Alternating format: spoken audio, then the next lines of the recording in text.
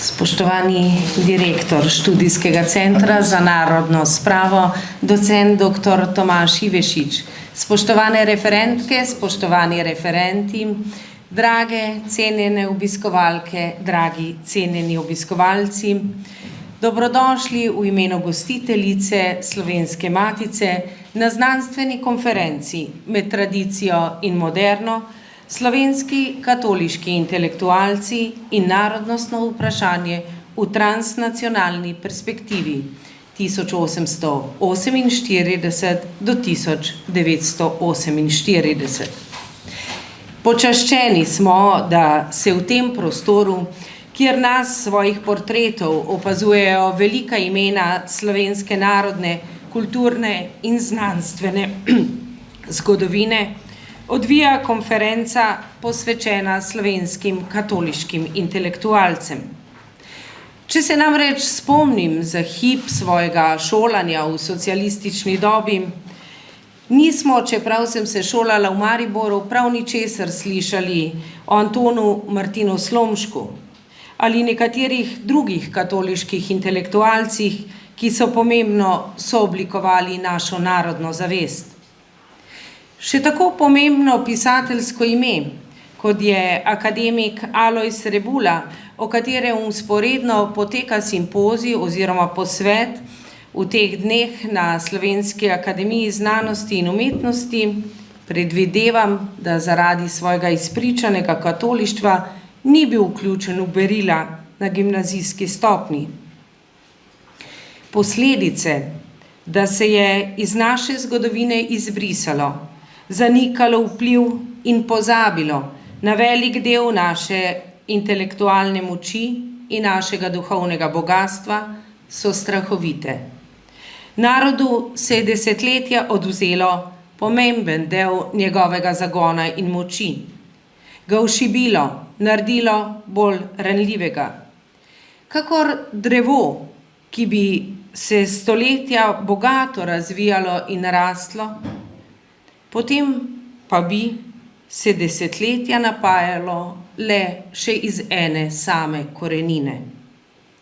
Oziroma, kot je v nekem intervjuju dejal mariborski intelektualec Bruno Hartmann, čigar stoletnice rojstva se letos spominjamo, pravi, da, navajam, moramo okrepiti skrb za vse tisto, kar so nam zapustili predniki.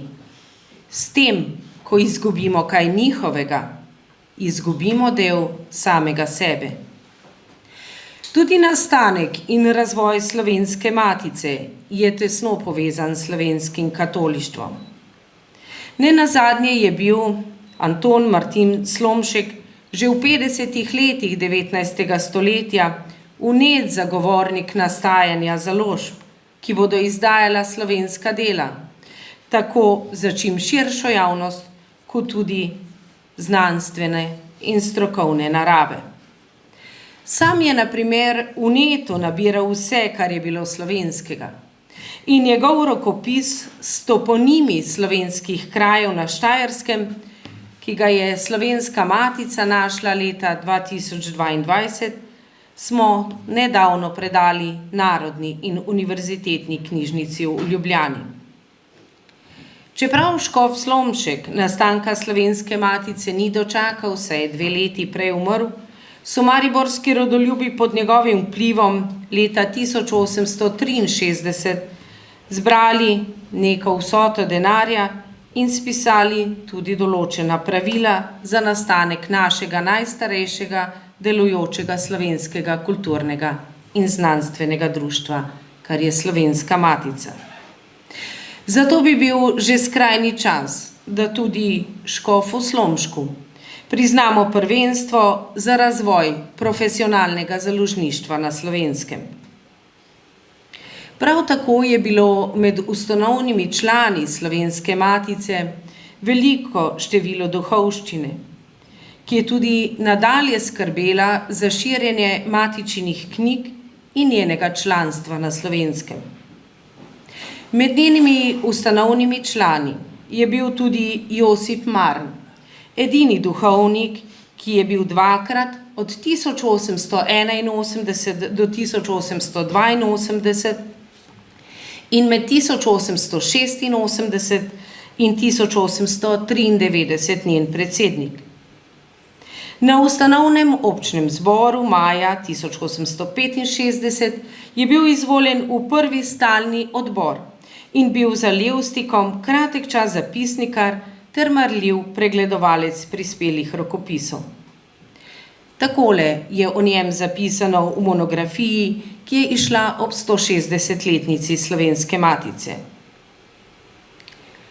Navajam. Pod njegovim vodstvom se je začela matica vsestransko razvijati. Število članov je raslo iz leta v leto.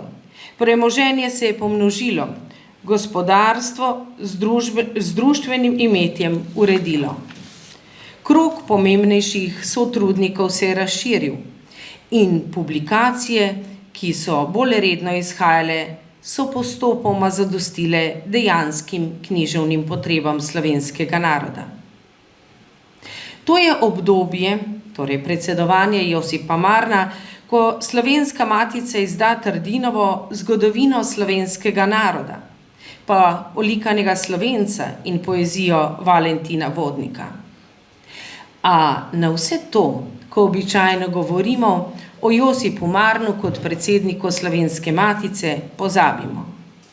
Pozabimo tudi njegovo izjemno premišljevanje o slovenskem jeziku, revijo Jezičnik, ki jo je urejal, pa na avtorstvo več kot 350 literarnih biografij. Vedno pa povemo, da je zaradi njega izgubljena Jenkova zapuščina, ker se mu je zdela njegova poezija preveč erotična in je Slovenska matica ni odkupila. Ta pogled na Josipa Marna je simptomatičen v slovenskem prostoru in prevladujoč način, kako se še danes obravnava katoliške intelektualce. Ne po tem, kar so velikega naredili, ampak so zaradi ene same napake odvrženi na smetišče zgodovine. Upam, da bo torej ta konferenca nov pomemben mejnik, da se bosta drevo slovenstva in slovenska intelektualna zgodovina znova napajala iz vseh korenin svoje dragocene preteklosti. Želim vam uspešno konferenco. Spoštovana urednica Slovenske matice, spoštovane kolegice in kolegi, dragi referentje, dragi gostje, prav lepo vas pozdravljam v imenu Študijskega centra za narodno spravo na znanstveni konferenci Med tradicijo in moderno. Najlepša hvala Slovenski matici za pripravljenost in angažma pri sodelovanju in organizaciji današnjega dogodka. Danes, kot boste videli, se nahajam v večplastnih vlogah. Po eni strani vas pozdravljam kot zakoniti zastopnik oziroma direktor organizatorja Študijskega centra, po drugi strani kot projektni vodja raziskovalnega projekta Med tradicijo in moderno. Slednjega smo pri Agenciji za raziskovalno in inovativno dejavnost Republike Slovenije prijavili v letu 2022 in se bo izvajal do konca septembra naslednjega leta. Referati, katerim bomo danes prisluhnili, bodo z izjemo mojega, ki bo vodni in bolj teoretično metodološko obarvan, uravnavali preplet verske in narodnostne identitete izbranih slovenskih katoliških intelektualcev v drugi polovici 19. stoletja ter prvi polovici 20. stoletja. To obdobje je bilo ključno za oblikovanje slovenske narodne identitete, saj so se takrat oblikovale ideje, ki so vplivale na naše razumevanje narodnosti, jezika, kulture in duhovnosti. Slovenski katoliški intelektualci so v času narodnih budnic in političnih preobratov igrali ključno vlogo. Svojimi deli in prizadevanji so poskušali osvetliti in utrditi temeljne vrednote slovenskega naroda, pri tem pa pogosto iskali ravnotežje med tradicionalizmom in modernimi pristopi. Njihov prispevek k narodnostnemu vprašanju je bil dvojni. Po eni strani so se zavzemali za ohranitev slovenskega jezika in kulture, po drugi pa so se trudili za socialno pravičnost in moralno odgovornost v družbi. Občutljivo je bilo tudi vprašanje, kako povezati katoliško etiko s širšimi nacionalnimi interesi. V tem kontekstu so se pojavili različni pogledi, od tistih, ki so zagovarjali ločenost med religijo in politiko, do tistih, ki so trdili, da je katoliška vera temelj za oblikovanje narodnega zavedanja. Skozi to kompleksno dinamiko so slovenski katoliški intelektualci postavili temelje za prihodnje premisleke o narodni identiteti, ki še danes vplivajo na našo družbo. Za konec, zakaj je pomembno, da se ukvarjamo z narodnostnim vprašanjem? Če se ne bomo mi, kdo se bo? Oziroma bolje, kako se bo? V lanskem letu sem zopet prijavil projekt vezan na narodnostno vprašanje, ki bi raziskoval slovenske manjšine v zamejstvu v prvi polovici 20. stoletja ter narodnostne manjšine na slovenskem ozemlju. Recenzent je menil, da bi bilo potrebno dodati tudi moderne vidike identitete in pri tem navedel zelo pomenljiv primer. Namreč dejal je, da se danes večina koroških Slovencev identificira kot etnična manjšina, ki je del avstrijskega naroda. Naj bo to v premislek. Kakorkoli danes sem prepričan, da boste danes, dragi vsi zbrani, slišali mnogo novih spoznanj o slovenskih katoliških intelektualcih ter narodnostnem vprašanju. Hvala.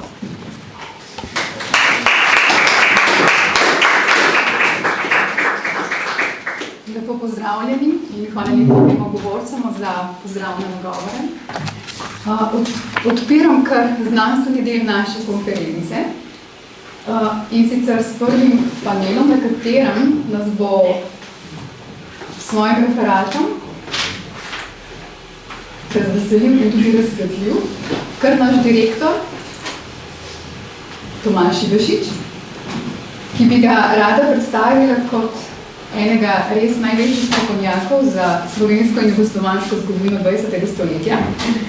O obeh je napisal vrsto odmevnih znanstvenih člankov v najuglednejših slovenskih in mednarodnih revijah.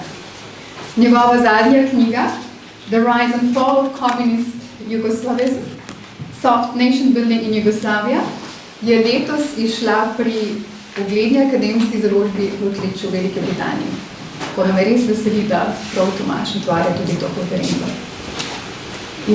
Naslov referata pa je Slovenski katoliški intelektualci in narodnostno vprašanje. Spravi, ko govorimo o katoliških intelektualcih in narodnostnem vprašanju, govorimo o dveh morda najbolj raziskanih področjih slovenske novejše in sodobne zgodovine.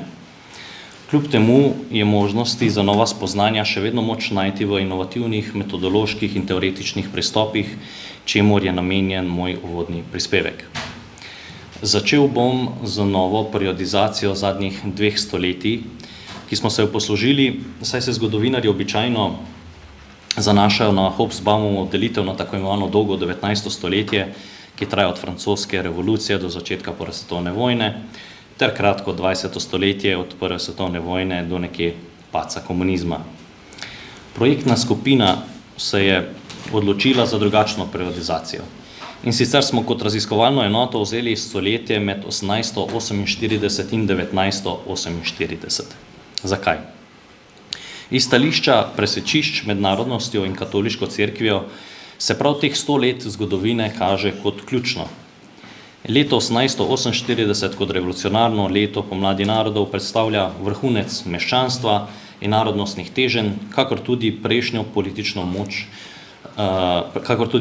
precejšno politično moč katoliške cerkve, ki se še posebej okrepi po konkordatu leta 1855. Njeni božji služabniki so v tem obdobju ter v nadaljnjem stoletju predstavljali glavno gonilno silo slovenskih narodnostnih teženj. 1945 so komunisti v Jugoslaviji prevzeli oblast, zato je leto 1948 uporabljeno kot širša prelomnica, ko v srednji in jugovzhodni Evropi pride komunizem na oblast v Bolgariji, Romuniji, na Madžarskem, v Čehoslovaški republiki ter na Poljskem. Prevzem oblasti in brutalen obračun z etabliranimi tako imenovanimi meščanskimi strankami ter obračun s katoliško cerkvijo predstavlja najnižjo točko meščanstva ter položaja rimskokatoliške cerkve v teh 2 delih Evrope, saj je morala skoraj povsem izginiti iz javnega življenja. Hkrati pa je nova periodizacija pomembna, ker zajema vse velike državne tvorbe, v katerih so Slovenci živeli. Se pravi Avstro-Ogrska, država SHS, kraljevina SHS, kraljevina Jugoslavija ter socialistična Jugoslavija z sicer več uradnimi imeni. Do globokih sprememb pri položaju katolištva je sicer prišlo s koncem fevdalnega reda. Mednje sodi tudi vzpon pomena narodnostne identitete, pri čemer so katoliški intelektualci igrali pomembno vlogo vse od leta 1848 dalje. Tudi v slovenskem primeru se v tem letu prvič pojavijo javne zahteve po združitvi slovenskega etničnega ozemlja, in sicer v političnem programu Zedinjena Slovenija. Slednjega je pripravil koroški duhovnik Matija Majer-Zilski. Za uveljavitev političnega programa Zedinjene Slovenije so v slovenskih habsburških deželah pričeli zbirati podpise v podporo programu. In te ohranjene podpisane pole predstavljajo unikum v mednarodnem merilu, saj sta se prav na slovenskem B in C fazi razvoja nacionalizma po Miroslavu Hrohu, o čemer bom govoril bolj podrobno kasneje, razvili vzporedno oziroma istočasno. Vodilno vlogo pri zbiranju podpisov in agitaciji za narodnostni program so imeli katoliški duhovniki. Pionirska vloga katoliških intelektualcev in politikov se nato poleg leta 1848 pojavi še v dveh naslednjih večjih prelomih. Leta 1918 je duhovnik dr. Anton Korošec odigral vodilno vlogo pri prehodu južnih Slovanov, nekdanje Avstro-Ogrske v državo Slovencev, Hrvatov in Srbov, ter nato v kraljevino SHS. Na pariški mirovni konferenci so vidno vlogo pri risanju novih slovenskih meja sledeč principu narodne samodločbe odigrali duhovniki, so dr. Lambert Ehrlich, dr. Franc Kovačič in dr. Matija Slavič. Tudi po koncu druge svetovne vojne, ko je oblast v Jugoslaviji prevzela komunistična partija Jugoslavije, so katoliški intelektualci v emigraciji, naslanjajoč se na ideje dr. Lamberta Ehrlicha, vizionarsko zagovarjali idejo samostojne in neodvisne Slovenije. Po drugi svetovni vojni je slovensko zgodovinopisje tako rekoč demoniziralo slovenske katoliške intelektualce ter njihov doprinos pri razvoju slovenskega narodnega gibanja, medtem ko so v ospredje prihajale bolj napredne in progresivne teme. Raziskovanje katoliških intelektualcev se precej izboljša po osamosvojitvi, vendar pa bo šele z delom tega raziskovalnega projekta zapolnjena siva lisa v slovenskem zgodovinopisu. Tematski fokus projekta, to je razmerje med katoliškimi intelektualci in nacionalnim vprašanjem, je predmet raziskovalnega zanimanja o mednarodni humanistiki, pri čemer raziskave večinoma ostajajo zamejene s konteksti nacionalnih držav oziroma nadnacionalnih državnih okvirov.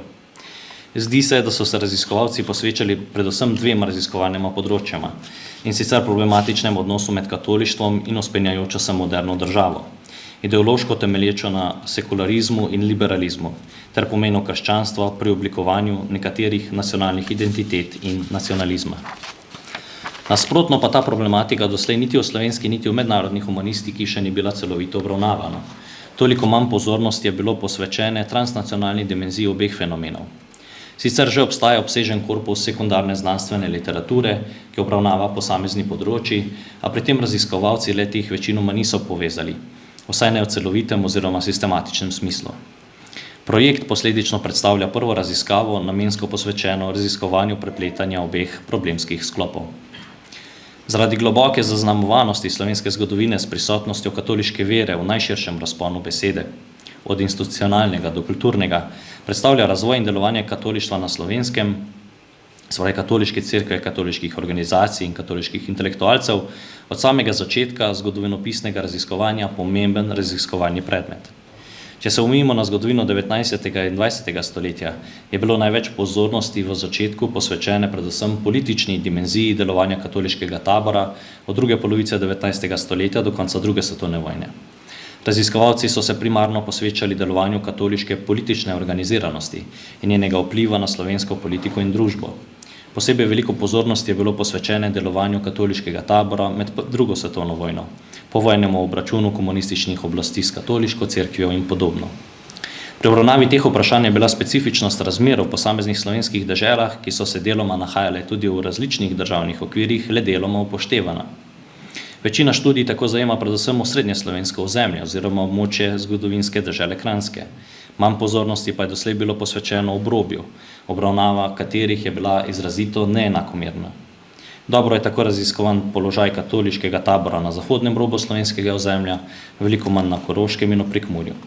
Pri obravnavi teh tematik so raziskovalci sicer predstavljali tudi vlogo nekaterih vodilnih katoliških intelektualcev in politikov, a bolj z biografskega zornega kota. Raziskave delovanja slovenskih katoliških intelektualcev, stališča sodobnih metodoloških pristopov posledično ostajajo na začetku. Da bi zaobjeli kompleksnost obravnavane tematike, smo se odločili, da bo raziskovalno delo temeljilo na 3 raziskovalnih stebrih. To so študije nacionalizmov, intelektualna zgodovina ter teologija. Pomudil se bom na kratko pri vsakem od teh 3 stebrov. Pri študijih nacionalizmov vlada na Slovenskem dobršna zmeda. V glavnem zato, ker so nekateri zgodovinarji opustili eno in osnovno pravilo pri zgodovinskem raziskovanju, ki se glasi veri pred teorijo. Od osamosvojitve dalje, še posebej pa v zadnjem desetletju, ali celo malce več, je postal priljubljen modernistični pristop k raziskovanju narodov. Leta se osredotoča na razumevanje nacionalizma kot produkta modernih družbenih in ekonomskih procesov. Glavne značilnosti tega pristopa sta historijska kontekstualizacija in socialni konstrukt. Nacionalizmi se razumejo kot fenomen, ki se je razvil v povezavi z modernizacijo, urbanizacijo ter industrializacijo, ki so privedle do novih oblik identitete in pripadnosti. Narodi so torej modern, socialni konstrukt in ne preživetek iz preteklosti. Na drugi strani imamo etnosimbolizem kot antipod modernistom. Etnosimbolistični pristop k raziskovanju nacionalizmov se osredotoča na vlogo simbolov, mitov, tradicij in skupne zgodovine pri oblikovanju narodnih identitet. Ti elementi so temeljni za pripadnost in identifikacijo članov določene skupine. Identitete se razvijajo skozi stoletja na zgodovinskih dogodkih ter spominu. Perennialistični pristop k raziskovanju nacionalizmov obravnava nacionalizem kot skozi čas trajajoč fenomen, ki ima globoke zgodovinske, kulturne in socialne korenine. Perennialisti menijo, da so nacionalne identitete prisotne že v premodernih družbah in se razvijajo skozi stoletja. To vključuje prepoznavanje zgodovinskih skupnosti, plemen in jezikov, ki so prispevali k oblikovanju sodobnih narodov. Nacionalizem je tudi čustveno nabit element, ki povezuje posameznika s skupnostjo. Je stabilen in se ga ne da zlahka spreminjati. Zagotovo lahko do vsake teorije vzamemo določene elemente, ki so nam blizu. Kot modernisti bi se lahko strinjali s tem, da je narod zamišljena skupnost, se pravi, da si pripadniki nekega naroda le-tega lahko predstavljamo v povezavi z drugimi sonarodnjaki, kar pa seveda ne pomeni, da je narod nujno izmišljen. Zagotovo jezik, simboli, tradicija in skupna zgodovina igrajo pomembno vlogo pri razvoju narodov in jim v Srednji Evropi vsaj do neke mere lahko sledimo vsaj od srednjega veka. Vsem skupaj pa je potrebno dodati najpomembnejše. Ne obstaja ena sama pravilna teorija. Zgodovinar je namreč poklican, da sledi virom. Zaradi specifik razvoja majhnih narodov Srednje Evrope je skupina kot znanstveno izhodišče raziskave nacionalizmov vzela A, B in C faze češkega zgodovinarja Miroslava Hroha. Faza A se osredotoča na prebujajočo se nacionalno zavest. V tej fazi se narodna identiteta začne oblikovati med intelektualci in kulturnimi elitami, ki iščejo način, kako opozoriti na svoj narod in njegovo zgodovino ter kulturo.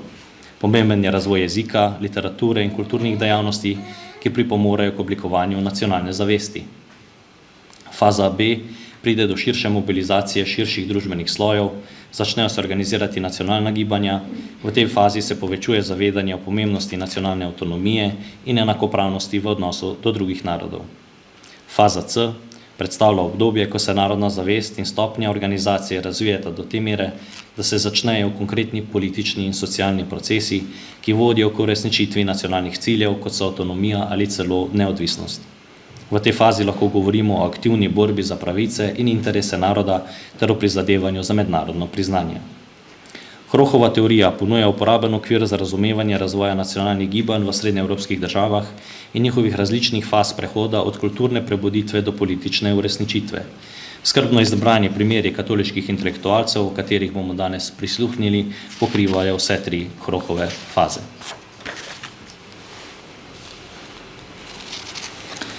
Intelektualna zgodovina se osredotoča na rekonstrukcije idej oziroma argumentov o slovenskem narodu ter na njihov izvor. Po načelih tako imenovane Cambridgeške šole intelektualne zgodovine so bila besedila izbranih slovenskih intelektualcev zbrana in analizirana. Šola temelji na delu Quentina Skinnerja in Johna Pococka, čeprav se prepleta z učenjem številnih drugih političnih filozofov, ki so išli iz Cambridgea v 50. letih 20. stoletja. Skinner je zagovarjal kontekstualni pristop k intelektualni zgodovini oziroma historicistični kontekstualizem, po katerem je pomen ideje razumljiv šele v širšem historičnem kontekstu izgovorjenega, tako verbalno kot pisno. Na ta način lingvistični kontekst ideje obstaja šele v širšem okolju teorij, dokumentov in izjav, ki so kategorizirane kot tako imenovani speech acts. To je namen in učinek, ki ga ima izgovorjeno na prejemnika. Slednje pa je implicitno ali eksplicitno relevantno za določeno idejo. Pomen in smisel izgovorjenega oziroma zapisanega je torej odvisen od zgodovinskega konteksta. Eden od osnovnih principov intelektualne zgodovine je namreč ta, da ideja nikoli ne more biti povsem ločena od sveta. Kontekstualizacija v zgodovinskem loku tako omogoča večplasten pristop k projektni raziskavi in s tem produkcijo intelektualne zgodovinske študije skozi filozofsko pripoved v biografskem, institucionalnem in političnem kontekstu, rezultat česar je razgibana in sveža predstavitev predlagane problematike. Prikaz intelektualnega dela izbranih slovenskih katoliških intelektualcev prav tako zahteva razumevanje pomena in vloge institucije, ki so ji pripadali, torej katoliške cerkve. Naše študije omogočajo uvid v specifiko določenega lokalnega cerkvenega okolja, njegovo umeščenost v širši mednarodni in tudi narodni prostor ter odnos preučevanih intelektualcev do sodobnih kulturnih oziroma političnih tokov. Zanimala nas je korelacija med izbranimi katoliškimi intelektualci in drugimi promotorji oziroma nosilci nacionalizmov ter prenos idej med njimi v transnacionalni perspektivi. Slednjo razumemo kot soodvisnost posameznih nacionalnih kontekstov in njihovo prepletanje, medtem ko je učinek njihovega intelektualnega dela globoko zasejan v kulturno tkivo časa.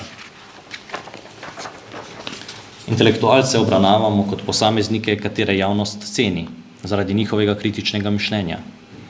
Mednarodna oziroma narodna javnost je tudi primarni prejemnik njihovih idej, kar vodi v dialog. Intelektualec je elokventen mislec, ki v našem primeru izhaja iz elitnih evropskih cerkvenih izobraževalnih ustanov in je tesno povezan s temeljnimi socialnimi in kulturnimi fenomeni v svetu ter s katoliškim naukom. Intelektualci delujejo kot proizvajalci in interpretatorji znanja in idej, ki kompleksnost problema razstavijo v okolju razumljivem. Posebej pomenljiva je visoka specifičnost znanja vsakega od obravnavanih intelektualcev in njihova sposobnost za izrazito interdisciplinarno analizo, kar fenomen narodnosti dodatno osvetli v prepletu miselnih sistemov in preseku različnih kultur. Tretji steber raziskovanja pripada teologiji in se osredotoča na posledice prelomnega dogajanja okoli Prvega Vatikanskega koncila, ki je okrepilo duhovno in pravno vlogo papeštva ter centralizacijo katoliške cerkve. V obdobju pod več papežimi v drugi polovici 19. stoletja se je pojavil katoliški družbeni nauk, ki se je odzival na sodobna družbeno-kulturna vprašanja, ob tem pa poudarjal pomembnost krščanstva v družbi ter zavračal sekularizacijo. Raziskave so se osredotočile na uradna stališča posameznih škofov in katoliških intelektualcev o narodnem obstoju in obravnavale napetosti med narodno in versko identiteto. V obravnavanem obdobju je prišlo do premika k priznavanju republik in ohlajanja zvestobe monarhičnim redom, kar je odražalo prizadevanje za avtonomijo cerkve znotraj moderne države. Poleg tega se je na področju ekumenizma okrepilo sodelovanje z vzhodnimi kristjani, kar se odražalo tudi v delovanju slovenskih katoliških intelektualcev, katerih misel je vplivala na kulturno in politično krajino ter prinesla transnacionalni uvid v vlogo katolištva in narodnosti v času med meščansko in komunistično revolucijo. Rdeča nit našega projekta in konference je torej odnos katoliškega intelektualca do narodnostne identitete oziroma bolj konkretno, ali se je v nekem trenutku leta posameznik dal prednost narodnostnemu elementu pred verskem oziroma krščanskem. Naj se za konec pomodim pri praktičnem primeru, in sicer Antona Korošca in Franca Kovačiča. Slednji se je v avgustu leta 1893 odpravil na 5-dnevno popotovanje v Prekmurje. K temu ga je spodbudil nihče drug kot Anton Korošec. Kovačič je kot tretji letnik bogoslovja leta 1892 prevzel predsednikovanje literarnemu društvu mariborskih bogoslovcev. Na občnem zboru društva je takrat prvoletni bogoslovec Korošec predlagal, da bi med počitnicami bogoslovci šli med ljudstvo buditi narodno zavest, citiram, da goje med ljudstvom misel narodnega zedinjenja. Zedinjena Slovenija, ki je prvi pogoj naše daljne bodočnosti. Konec citata. Franc Kovačič je res tako postopal in med popotovanjem v Prekmurju ugotavljal, da zaradi slabih narodnostnih razmer versko življenje trpi, saj je potrebno, da duhovniki dajejo prednost narodnostnemu vprašanju. Citiram: Po naravnem pravu ima vsak narod pravico do obstanka in vendar se mi moramo boriti dan za dnem za svojo eksistenco in tako odvračati pozornost od drugega, višjega smotra. Koliko bi naš nadarjeni narod lahko dosegel, ko bi mu se dalo, kar mu po naravnem pravu gre, in ko bi se njegove moči združile k skupnemu smotru.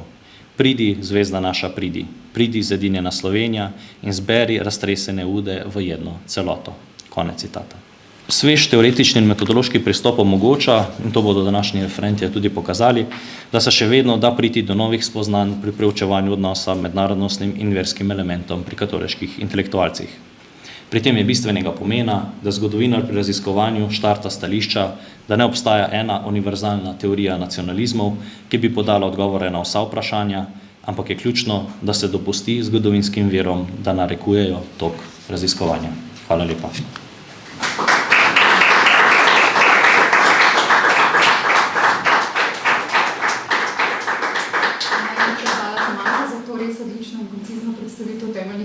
Našega projekta. Zdaj pa že kar vabim drugega panelista, to je dr. Aleš Maver, ki je izredni profesor za zgodovino starega veka na Filozofski fakulteti Univerze v Mariboru. Vsi ga poznamo kot izjemno ustvarjalnega znanstvenega pisca, je prevajalec, je latinist, publicist in vrhunski poznavalec zgodovine vzhodnoevropskih dežel.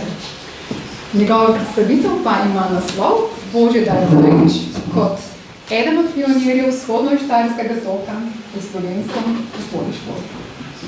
Lepo pozdravljeni, veliko čast mi je bilo vabilo, da kot zunanji referent na tem simpoziju, čeprav nisem uradno del projekta. Gotovo bo imel marsikdo občutek, da bo naslednji prikaz Božidarja Rajića enostranski in pomanjkljiv, saj je dejstvo, da se je Rajić udesoval na tolikih različnih področjih, da bi si zaslužil temeljitejšo obravnavo.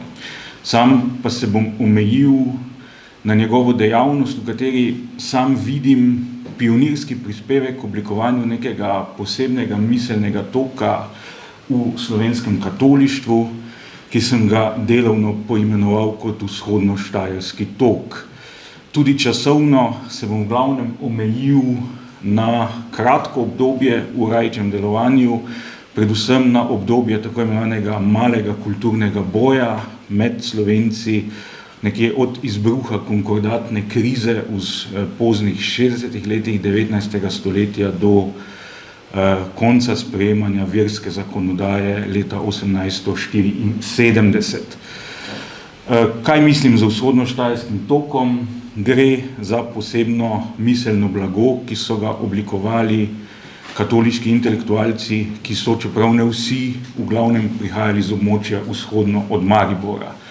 Prav tako je treba povedati, da niso vsi, ki so spadali med katoliške intelektualce in izhajali iz tega območja, pripadali vzhodno-štajerskemu toku. Zdi se mi, da bi bilo krivično vanj tlačiti vse delovanje Antona Korošca, čeprav je zagotovo tudi ta tok nam zelo vplival. Hkrati pa imamo izrazite primere vzhodno-štajerskih katoliških intelektualcev, ki so bili izraziti nasprotniki vzhodno-štajerskega toka. Tukaj mislim zlasti recimo na Jakoba Aleksiča ali pa Rudolfa Jurčeca.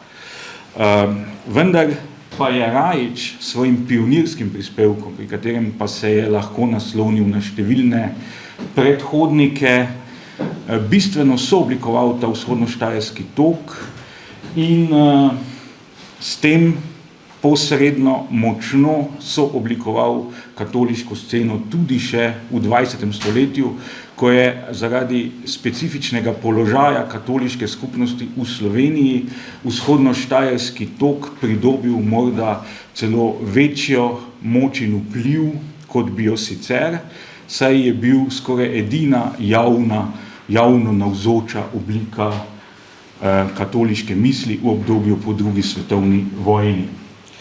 Za začetek pa bi podal okvir vzhodnoštajerskega toka, ki ga najraje podajam in izhaja od že omenjenega Franca Kovačiča, ki ga vsekako štejem za enega poglavitnih predstavnikov vzhodnoštajerskega toka in ki ga bomo očitno danes kar naprej omenjali, kar me kot Mariborčana, kjer je seveda Kovačič dobesedno pustil svojo dušo, tudi veseli.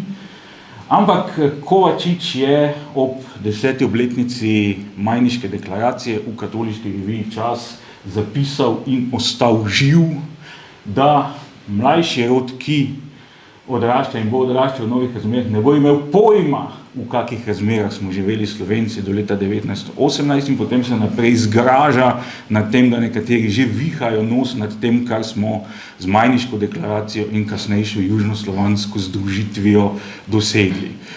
Tukaj sta dva bistvena poudarka. Prvi poudarek, ki tudi nas in mene osebno precej loči od predstavnikov vzhodnoštajerskega toka, in zaradi česa sem ta odlomek dolgo dojemal kot nemoško kalimerovsko jamranje, v tem, da ne smemo nikoli pozabiti, kako močno je bil občuten jezikovni in narodni pritisk na območju vzhodne Štajerske oziroma na območju vzhodno od Maribora. To je prvi vidik. Drugi vidik, ki ga tudi izražajo Kovačičeve besede, pa je, da so predstavniki tega toka videli zaradi svojih izhodišč rešitev ali celo odrešitev, kot se Kovačič dobesedno izrazi, v vzpostavitvi širšega južnoslovanskega okvira.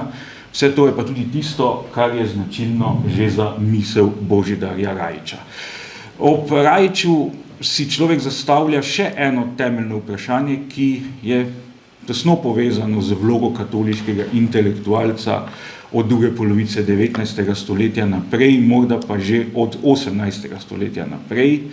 Namreč, seveda, večina teh intelektualcev je bila katoliških duhovnikov. Katoličan mora biti prepričan, da je vsak duhovniški poklic po eni strani izmoljen, po drugi strani pa navdihnjen od Boga samega. Ali pa naj bo to tudi misel katoliškega zgodovinarja, ko se ukvarja z liki, kot je Božidar Rajić, in takih primerov bilo kar veliko.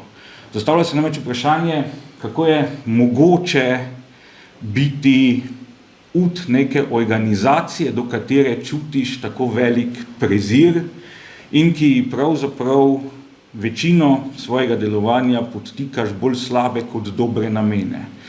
To pa seveda zastavlja vprašanje profila slovenskih katoliških duhovnikov in nas sili k odgovoru, da so bili ti profili zaradi tega, ker je to bila praktično edina odskočna deska k boljšemu kosu kruha za toliko slovenskih mladeničev zelo različni. In tako ni presenetljivo, da se že v Rajićevem primeru kulturni boj ali mali kulturni boj na simbolni ravni bije med njim in drugim katoliškim duhovnikom Jožefom Ulago, pa morda do neke mere še z Jožefom Šucem, in da sta postala dva goriška duhovnika, Simon Gregorčič in Anton Mahnič, praktično simbol slovenskega kulturnega boja poznega 19. stoletja in zgodnega 20. stoletja. Tako da je človeku kar žal, da ni več duhovnikov javno tematiziralo svojega nelagodja ob duhovniškem poklicu, kot so to naredili Štefan Modrinjak, Simon Gregorčič in Izidor Cankar, ki je pa potem to prelil tudi v prakso.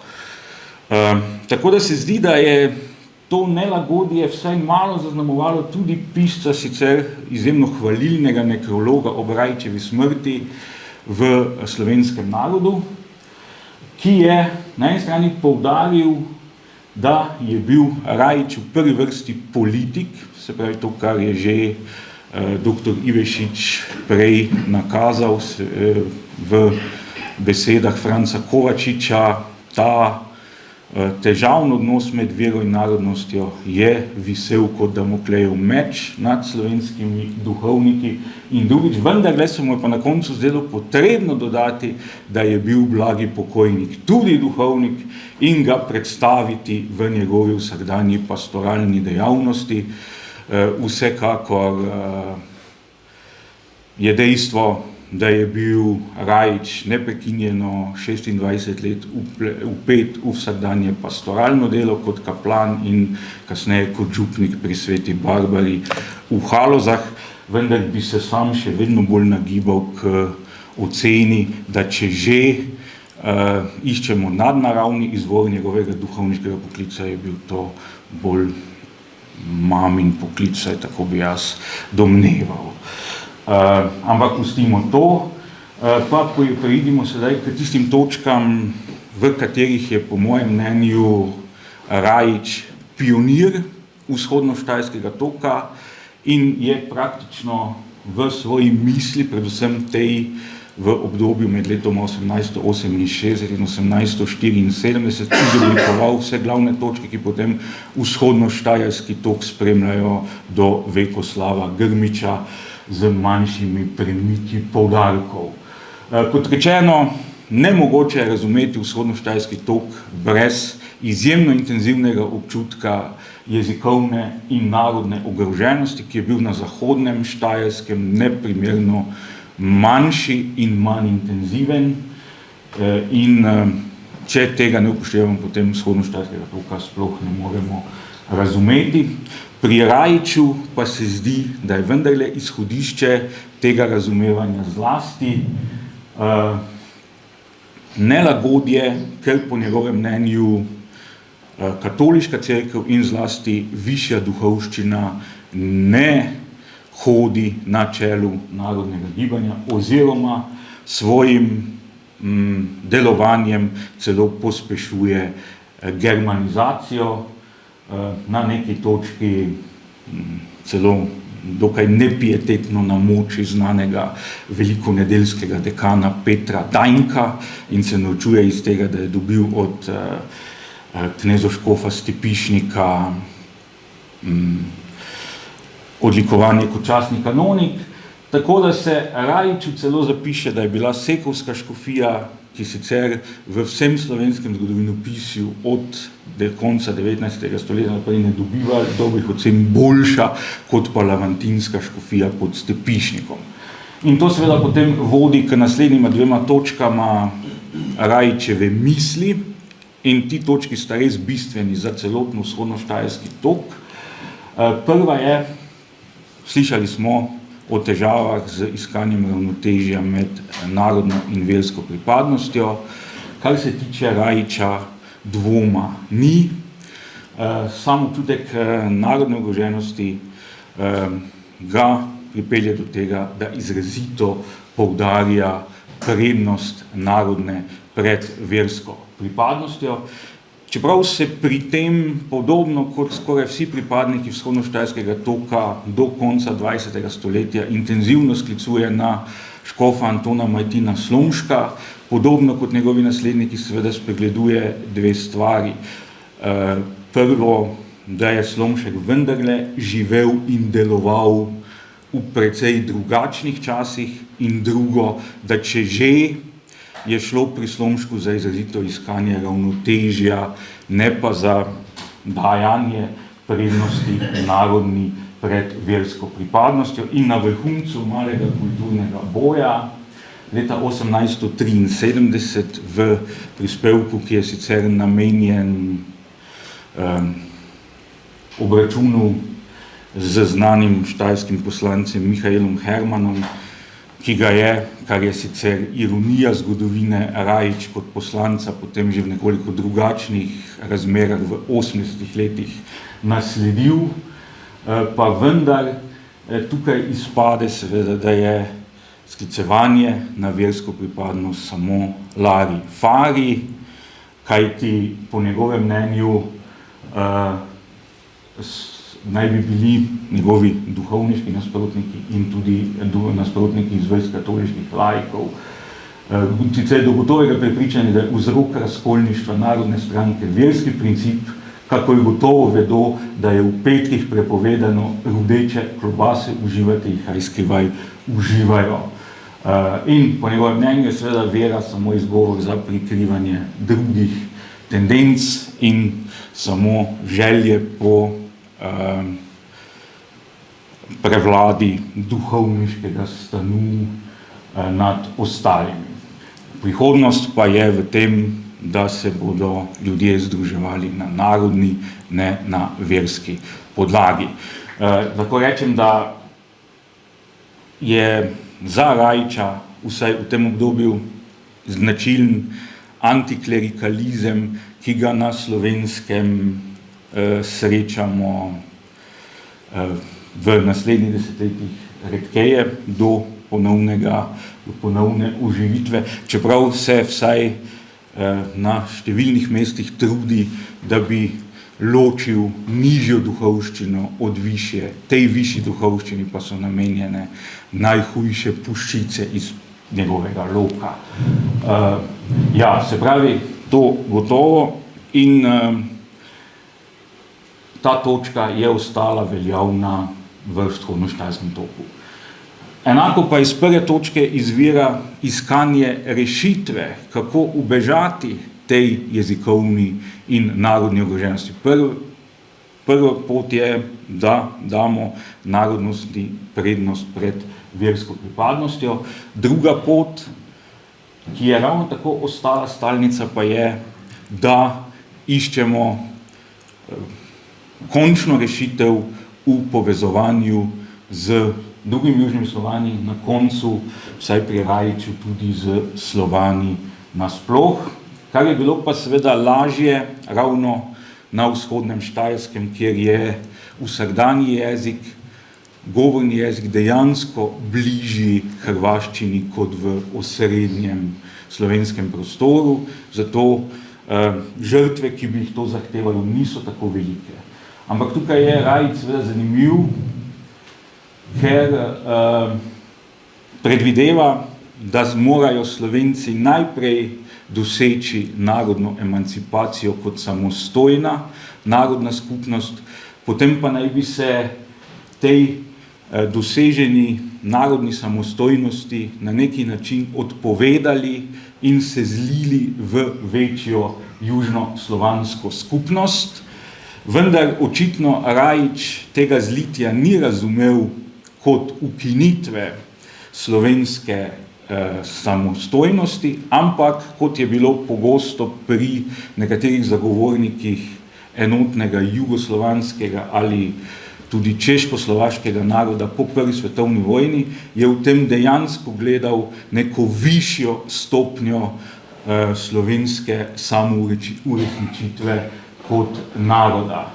In zato seveda svetuje, da naj bo vsaka politična stopinja učinjena na Slovenskem taka, da se bo ozirala na jugoslovansko skupnost. In seveda tisto, kar je bilo že ob koncu 60-ih let in začetku 70-ih let utopično za večino Slovencev, predlaga tudi jezikovno zbližanje in nazadnje sprejetje nekega skupnega južnoslovanskega jezika, v čemer je dedič svojega bližnjega rojaka Stanka Vraza in njegov nasvet je praktičen, se pravi, rabimo take besede in take slovnične strukture, da se bomo zbliževali s hrvaščino, in njegov optimistična napoved je, da čez 20 let ne bomo več videli razlike med slovenščino in hrvaščino.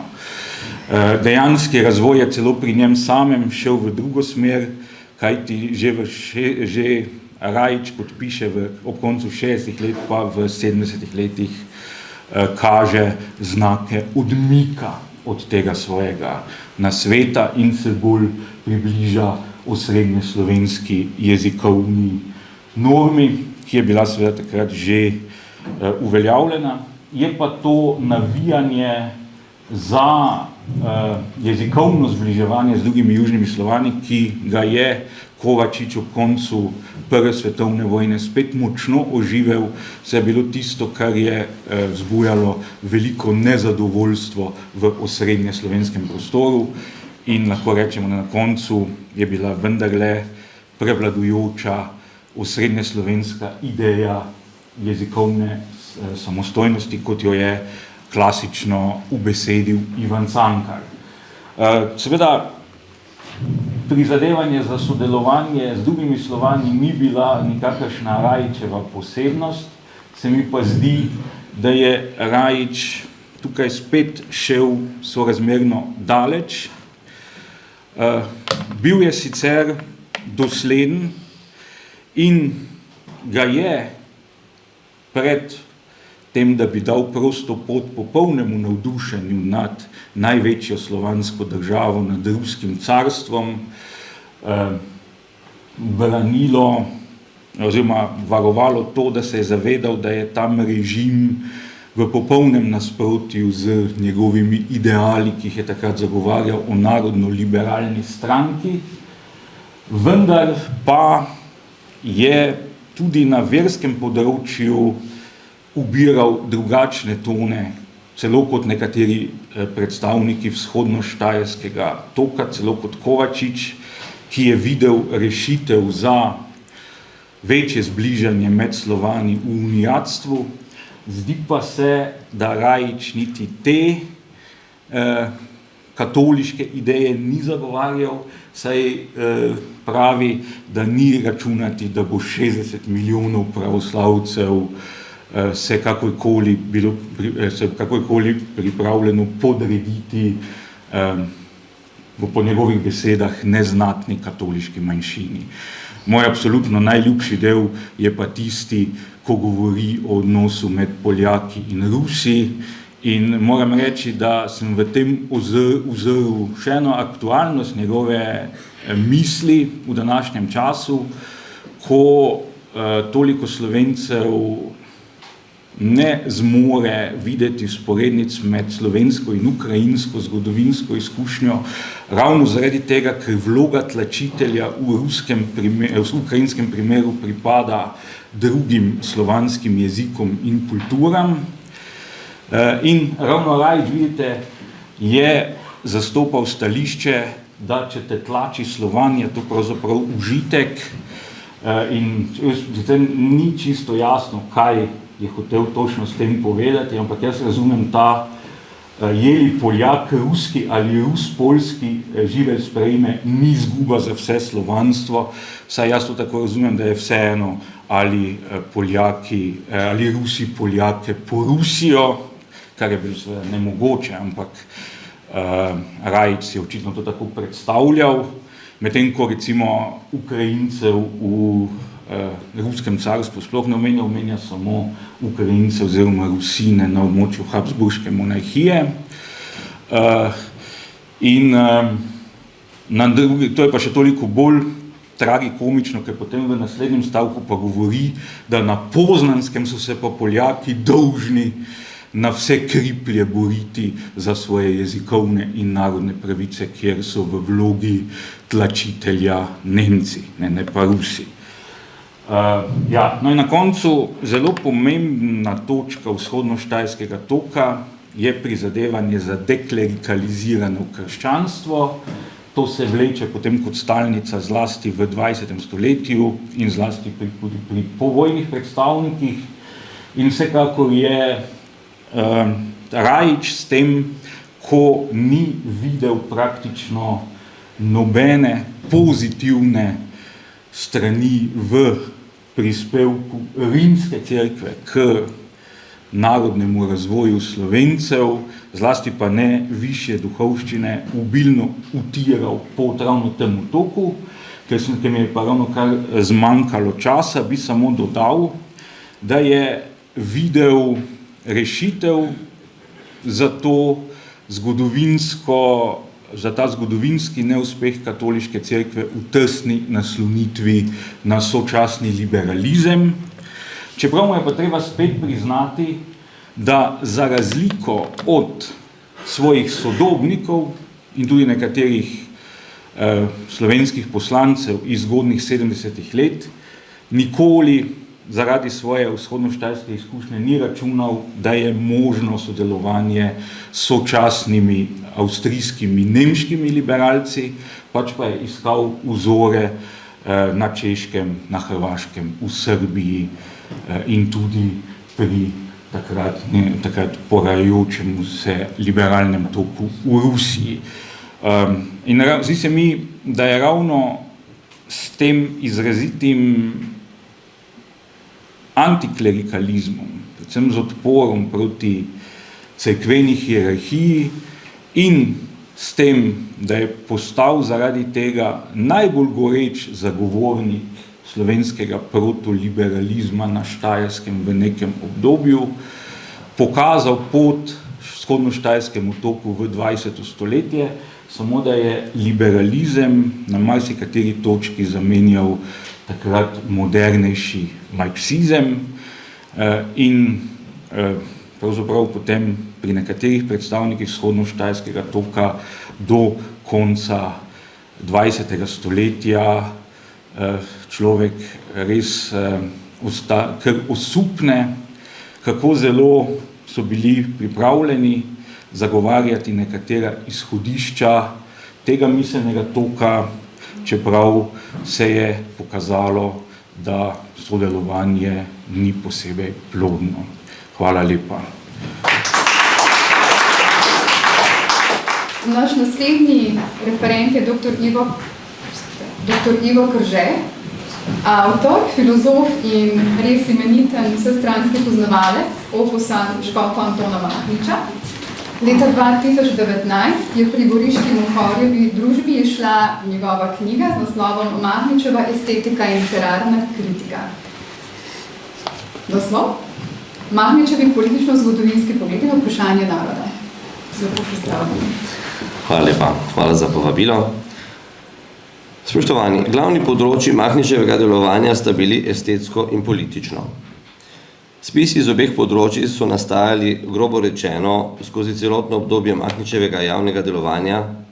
Estetskemu področju je posvetil svojih 12 večerov ter cel niz teoretskih in literarno-kritičnih besedil v Rimskem katoliku ter Hrvaški straži, v katerih je zavzel stališče do tedanjega literarnega snovanja. Političnemu področju je posvetil zlasti spise o razmerju med cerkvijo in državo, spise o narodnem vprašanju, krščanski demokraciji ter celo o krščanskem socializmu. Na obeh področjih je bil njegov glavni nasprotnik liberalizem. Zlasti katoliški liberalizem v pomenu infiltracije liberalne misli med katoličani, kar je posebno jasno obsodil papež Pij IX v okrožnici Quanta Cura in priloženem silabusu. No, takem katoliškem liberalizmu smo slišali v prejšnjem predavanju. Ne? Ključna poteza Mahničevega nastopa je, da je spise na obeh področjih sistematično naslanjal na filozofski premislek, ki ga je prevzemal iz tedaj nastajajoče neotomistične filozofske produkcije, zlasti tiste prvotne, ki je nastajala v Italiji v krogu jezuitske revije Civiltà Cattolica, ker je ta smer nekako posebej prepoznavna v okviru italijanskega neotomizma, jo bom odslej preprosto označeval kot italijanski neotomizem. Prepričljivost in posledični vpliv Mahničevih besedil, tako na področju estetike kot na področju politike, izhaja v veliki meri, ocenjujem, prav iz sposobnosti doslednega, nazornega, teoretskega argumentiranja lastnih stališč, kjer mu liberalni nasprotniki niso bili kos in so se posledično umikali iz debate v užaljenost ali v ironijo in smešenje ad personam.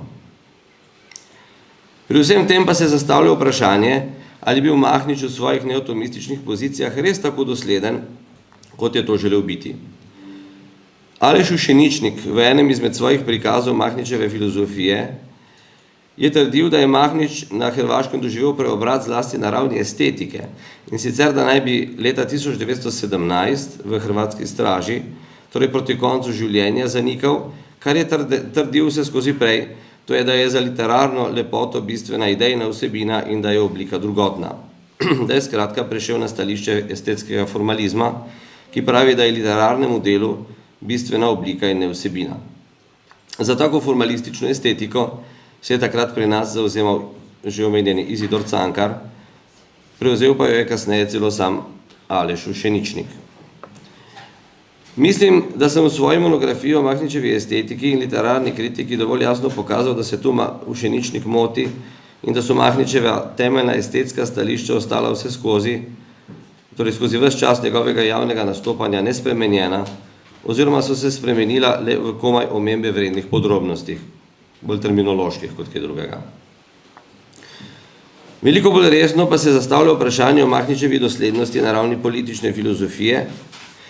Tu je kar nekako težko uvideti kontinuiteto, in to je tema, današnja tu moja, se pravi, težko uvideti kontinuiteto med Mahničem kot legitimistom, avstrijskim patriotom, velikim nasprotnikom pravice do samoodločbe narodov, kakršen je, kot se zdi, nastopil denimo v rimskem katoliku, in Mahničem navdušenim Jugoslovanom, ki javno govori o zločinih Avstrije zoper slovenski in hrvaški narod, ter kliče po mednarodni konferenci, ki bo končno strla večstoletne spone habsburške ječe narodov, kakršnega spoznamo v časopisnih člankih iz leta 1918.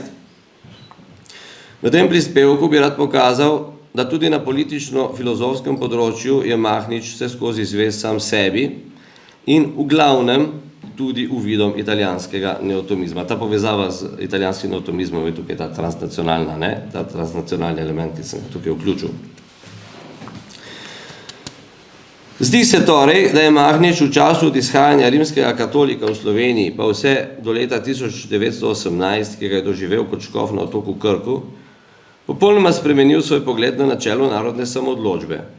Prej se zdi, da ga je izrazito zavračal, potem pa sprejemal. To spremembo prikaže Walter Lukan v svojem prispevku za Mahničev simpozij v Rimu iz leta 1990, kjer prikaže zgodnjega Mahniča kot nasprotnika absolutnega pojmovanja načela samoodločbe, torej absolutnega pojmovanja načela samoodločbe. Tedaj bi naj namreč zagovarjal pogojno, relativno samoodločanje naroda, kot pravi Lukan, ki pa je po tem mnenju združljivo z legitimizmom, saj priznava dinastiji dedno pravico do oblasti nad narodom in torej zavrača možnost, da bi slednji z revolucijo odvzel oblast. Takole Lukan strne to stališče. Narodi se lahko razvijajo, ne smejo pa rušiti, torej to niso Mahničeve besede, tako Lukan to povzema. Narodi se lahko razvijajo, ne smejo pa rušiti obstoječe države, tudi v skrajnem primeru ne. V konkretnem primeru slovenski narod ne bi smel rušiti Avstrije, ker je vlada legitimni vladar, ki ima oblast od Boga in vlada v njegovem imenu in ne v imenu ljudstva ali narodov. Pod tem pogojem je Mahnič zato, da morajo biti vsi narodi, kot piše, res enakopravni, vendar tudi, če so zatirani in odvisni, kar pa dopušča Bog kot posledico greha. Skratka, tudi v takem primeru, če so zatirani in odvisni, tega ne smejo rušiti obstoječe države, ker je to kot nekaj, kar je treba sprejeti, kot od Boga poslano kazen za greh. Konec citata. Lukan pri tem povzema Mahničev članek z naslovom 10 poglavij iz narodnostnega katekizma iz rimskega katolika iz leta 1895. Kasneje naj bi se Mahnič po Lukanu premislil, zlasti zaradi stika z družbeno stvarnostjo, ki bi ga naj kot škof imel na Krku v večji meri kot pa prej, ko je bil profesor, vzgojitelj in publicist. Citiram Lukana: praktične izkušnje so tekom let tudi pri njem dovedle do nekega še ne docela razčiščenega premika v presoji nacionalne problematike. Ta še ne docela razčiščeni premik naj bi se že pokazal v spomenicah avstrijskim oblastem iz let 1905 in 1916, ko je kot škof opozarjal na zatiranje hrvaškega in slovenskega naroda v Avstriji, ter v spomenici papežu Benediktu 15. iz leta 1915, kjer prosi papeža, da bi se na prihajajoči mirovni konferenci zavzel za politično enotnost slovenskega in hrvaškega ozemlja po vojni, ne glede na usodo Avstrije. Zlasti pa naj bi se ta premik pokazal v člankih, ki jih je Mahnič objavljal leta 1918 v Zagrebških novinah in Slovencu, kjer se je zavzemal, kot sam naslov enega izmed člankov sporočilno pove, za Jugoslavijo in proti Avstriji.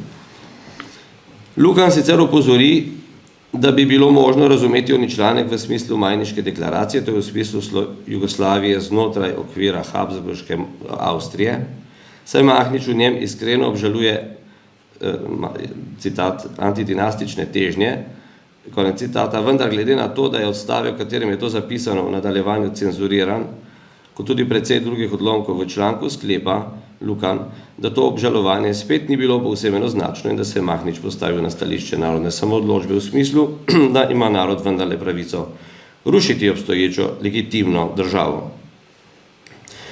Po moji oceni Lukanov prikaz ni pravilen, ker temelji na ne povsem natančnem povzetku omenjenega Mahničevega članka iz leta 1895, ker Mahnič v resnici ne govori o tem, da narodi ne smejo rušiti obstoječe države, naprimer Avstrije, tudi v skrajnem primeru ne. Drugače povedano, Mahnič ne govori o tem, da narodi ne smejo rušiti države, tudi če so zatirani, češ da naj sprejmejo to kot pač Božjo kazen za greh. Tu Lukan ne sledi Mahničevemu besedilu in se prepusti vprašljivi interpretaciji. Mahnič v omenjenem besedilu govori le, da je treba sprejeti kot posledico greha to, da je narod odvisen, da to treba sprejeti kot posledico greha, da je narod odvisen od oblasti drugega naroda, ne pa v primeru, ko bi bil narod v takem podrejenem položaju tudi zatiran. Ta distinkcija je ključna, ker tako omenjene Mahničeve spomenice na avstrijske oblasti, kot tudi njegovi projugoslovanski članki iz leta 1918, poudarjajo kot problem zatiranje in ne politične odvisnosti kot take. Prisluhnimo Mahničevemu besedilu, to zadevnemu, torej, ki se glasi takole. Vsi narodi morajo res biti enakopravni, to je vsak teremu se mora dovoliti popolna prostost, da se izumika, torej izobražuje na podlagi materinščine, ter da vse stori, kar je potrebno, da ohrani svoj značaj in svojine ali lastnosti, po katerih se kot narod razlikuje od drugih narodov, vendar pa s tem ne učimo, kakor bi morali vsi narodi v vsakem oziru biti popolnoma enaki ali enakopravni. Narod, ki je poklican gojiti vede, reševati visoke filozofične in življenjske probleme, bo imel v tem oziru hegemonijo nad vsemi drugimi. Ravno tako si bo politično nadarjen narod snoval velike države ter spravljal druge narode v politično odvisnost, o politični enakopravnosti med njim in drugimi odvisnimi narodi se ne more več govoriti. Konec citata. Vidimo torej, da Mahnič jasno razločuje področje, kjer je neenakopravnost dopustna, to je politično področje, in področje, kjer ni dopustna, da je to področje, torej te izomike, skratka to bi rekli jezikovno-kulturno področje. Dogodki, ki povzročajo politično podrejenost, ne pa zatirane kulture, so tisti, za katere Mahnič pravi, da so od Boga vsaj dopuščeni in zato jih moramo, to je citat, prenašati, a ne siloma rušiti razmeri, ki vsled njih nastanejo. Mahnič namreč, kako sem že pokazal glede njegove estetike, najverjetneje tudi v politični filozofiji sledi stališčem, ki jih je gojil italijanski neotomizem.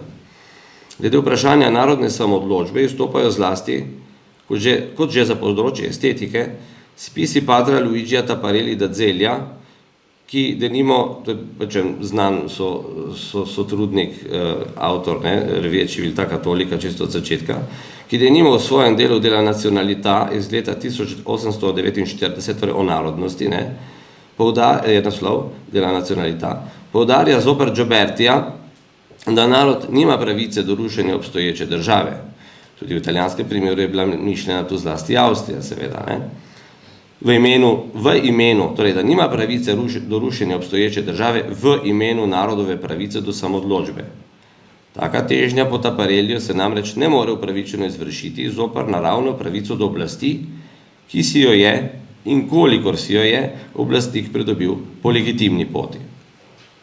Narod bi imel pravico do takega rušenja le v primeru, ko bi oblastnik sam kršil temeljna načela naravnega prava, to je, ko bi zatiral določen narod, denimo s prepovedjo uporabe njegovega jezika, gojenja njegove kulture ali pa celo s fizičnim preganjanjem njegovih članov. Pri tem je ključna sama definicija naroda, ki jo poda Taparelli, da je narod definiran po skupnem jeziku, skupnem krvnem izvoru in skupnem teritoriju prebivanja, ne pa po skupni in neodvisni politični oblasti. Se pravi, ostro ločena tudi pri Taparelliju ta politični aspekt od, bi rekli, kulturnega nekako. Iz te definicije ali narave naroda, narave v tem skolastičnem smislu, torej kot definicija ali bistva nečesa, pa izvirajo njegove naravne pravice, po Taparelliju še vedno, da se fizično, demografsko ohranja na svojem teritoriju in da goji svoj jezik in iz njega izvirajočo kulturo, ne pa nujno, da razvija svojo lastno državnost. Tak razvoj sicer Taparelli dopušča kot nekaj, kar lahko narod še bolj izpopolni in kar gre zasledovati, je v bistvu nek, bi rekli, moralni imperativ, vendar pogojni, Torej ob upoštevanju vladarjevih pravic do legitimne oblasti, ne dopušča pa težnje po politični neodvisnosti kot naravne pravice, ki bi se smele izvršiti zoper omenjeno vladarjevo pravico, razen v primeru, ko bi, kot rečeno, vladar sam kršil naravne pravice naroda ali kakšne druge pravice, iz pozitivnega prava, recimo. Reklo bi se torej, da se Mahnič vse od člankov v Rimskem katoliku pa do člankov v časopisju iz leta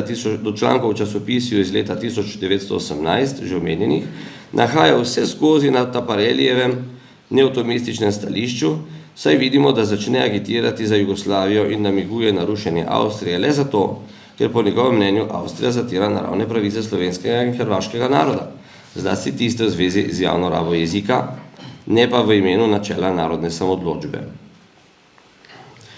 Pri tem se morda zastavlja vprašanje, zakaj imenujem to stališče neotomistično. Razlog namreč ni le v tem, da ga zagovarja pač Taparelli, ki je pač eden ključnih italijanskih zgodnih neotomistov, pač pa je bolj vsebinski.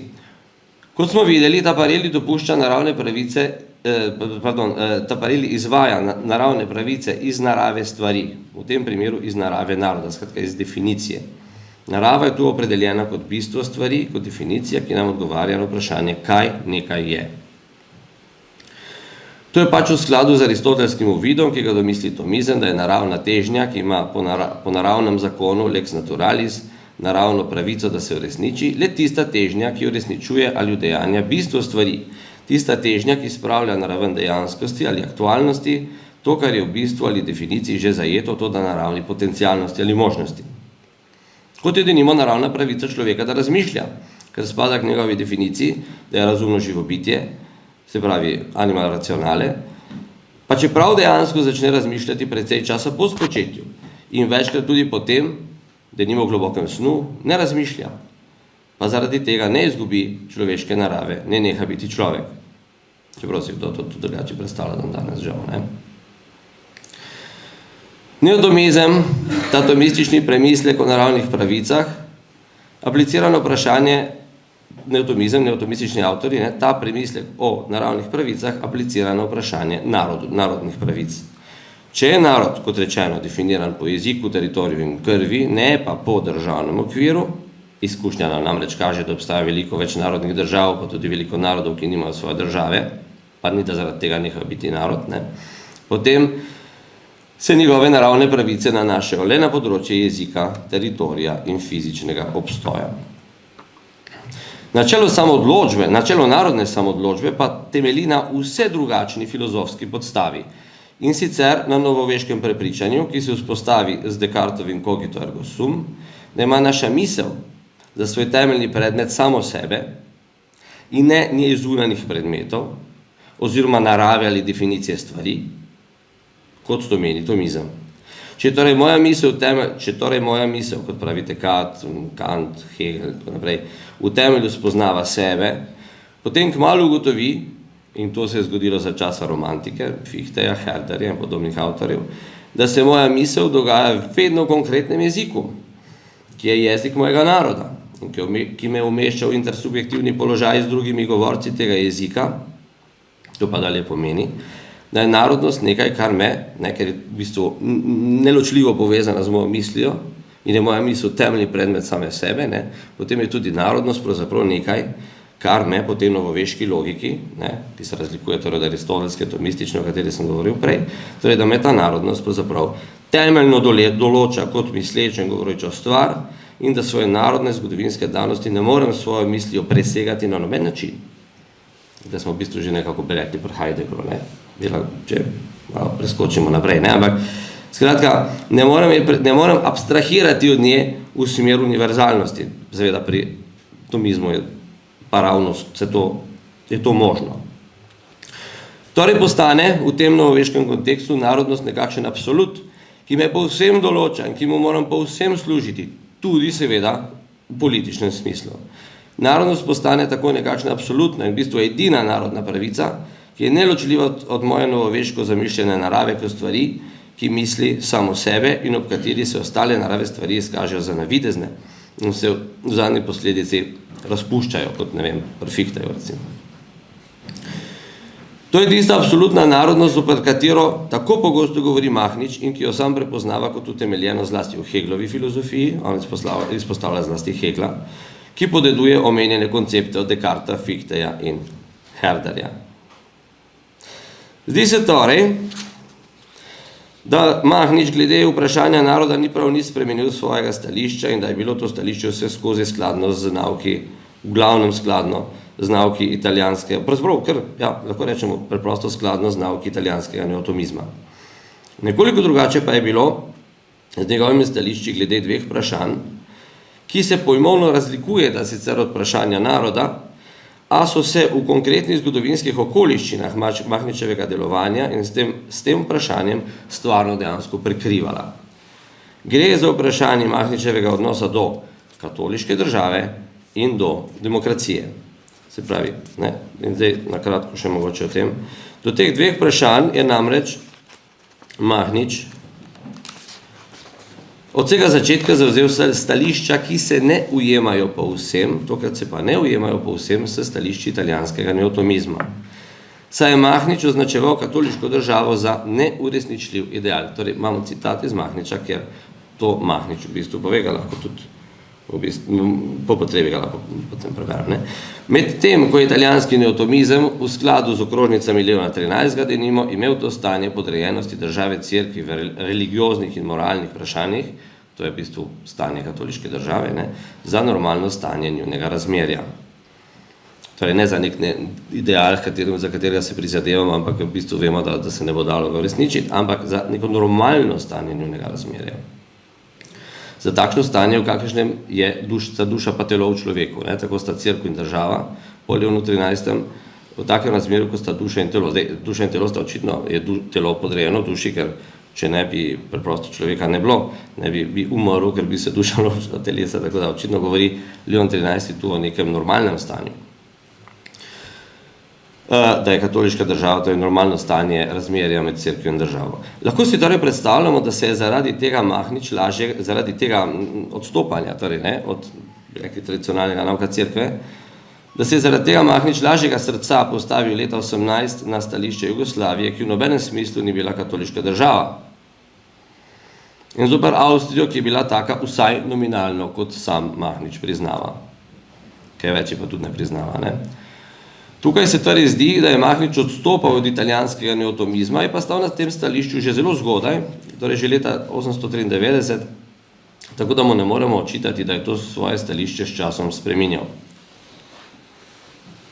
S tem je povezano tudi njegovo navdušenje nad demokratično obliko vladavine, torej odnos do demokracije, saj je menil, da je liberalizem bolj načel višje sloje od nižjih in da je pričakovati katoliški preporod družbe od spodaj.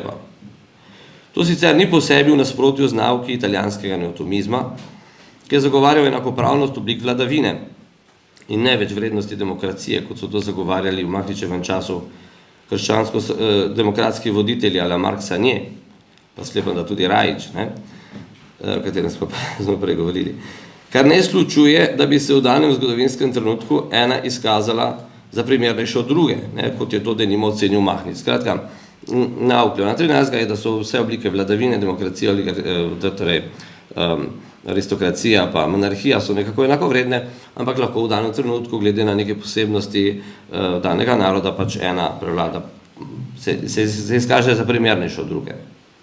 In recimo, da je Mahnič razmišljal nekako takole. Iz italijanskega neotomizma izvira tudi katoliški socialni angažma, ki najde svojo doktrinarno potrditev v okrožnici Rerum Novarum Leona XIII. Iz leta 891 in ki je marsikaterega katoličana navdahnila, tako kot Mahniča, željo po versko naravnanem socialnem delu z ljudskimi množicami. Tu se bomo spomnili potem recimo Mahničevega učenca Kreka, od česar je težko ločljiv poudarek na demokratičnem angažmaju, ki se je pri Leonu XIII. Kazal zlasti v njegovem pozdravljanju pojava krščanske demokracije v okrožnici Graves de Comuni Re,